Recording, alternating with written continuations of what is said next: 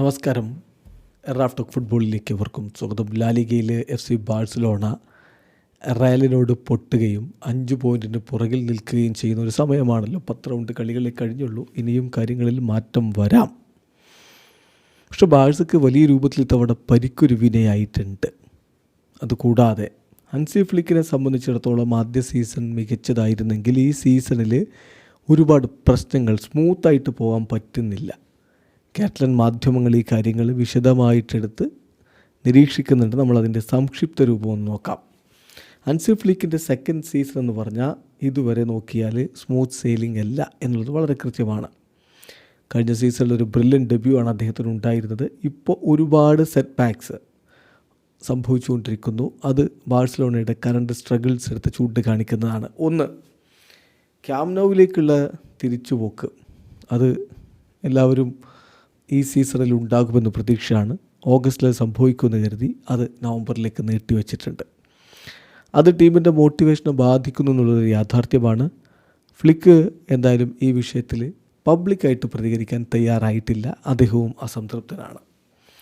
പിന്നെ ഫെർമിൻ്റെയും കസാഡോയുടെയും കാര്യം, അവരുടെ ഭാവി അൺസേർട്ടനായിരുന്നു ട്രാൻസ്ഫർ വിൻഡോയിൽ. അത് അണ്ടിൽ ഡെഡ് ലൈൻ്റെ ഒരു ഇൻസ്റ്റെബിലിറ്റി ഫീലിംഗ് ടീമിൽ ഉണ്ടാക്കിയിട്ടുണ്ട്. ഇവർ ടീം തുടരുമോ വിട്ടുപോകുമോ എന്ന തരത്തിലുള്ള ചർച്ചകൾ വളരെ വ്യാപകമായിരുന്നല്ലോ.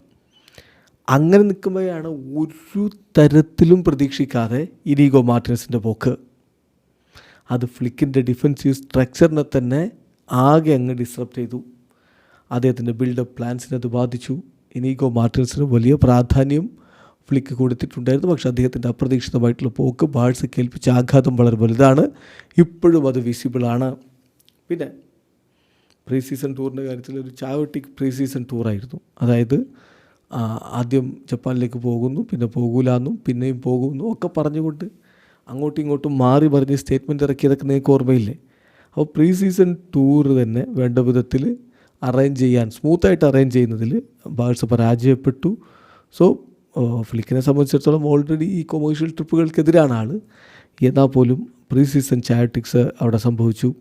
കൂടാതെ ഗവിക്ക് ഇഞ്ചുറി, ലെവൻഡോസ്കിക്ക് ഇഞ്ചുറി, റാഫിഞ്ഞയ്ക്ക് ഇഞ്ചുറി, ഓൾമോക്ക് ഇഞ്ചുറി ഉണ്ടായിരുന്നു, ഫെർമിൻ ഇഞ്ചുറി ഉണ്ടായിരുന്നു, ബാൾട്ടിക്ക് ഇഞ്ചുറി. ഇങ്ങനെയുള്ള കാര്യങ്ങൾ ടീമിൻ്റെ റിതത്തെയും കൺസിസ്റ്റൻസിയെയും വളരെയധികം ബാധിച്ചിട്ടുണ്ട്. ഇപ്പോൾ ഈ കൂട്ടത്തിൽ ലാമിൻ യമാലിനെ കൂടി പെടുത്തണം. ലാമിൻ യമാലും ഈ രൂപത്തിൽ പരിക്കും ഫോമില്ലായ്മയും ഒക്കെ ആയിട്ട് ബുദ്ധിമുട്ടുകയാണ്. ചുരുക്കത്തിൽ ടീമിൻ്റെ റിതത്തെ ശക്തമായിട്ടിത് ബാധിച്ചിട്ടുണ്ട്. അതുപോലെ തന്നെ ഫ്ലിക്കിന് താരങ്ങളുടെ സെൽഫിഷ് ബിഹേവിയർ അത് കറക്റ്റ് ചെയ്തേ പറ്റൂ. ഇപ്പോൾ റയോക്കെതിരെയുള്ള മത്സരത്തിന് ശേഷം അദ്ദേഹം കൃത്യമായിട്ട് പറഞ്ഞു, no one is above the team എന്നുള്ളത്.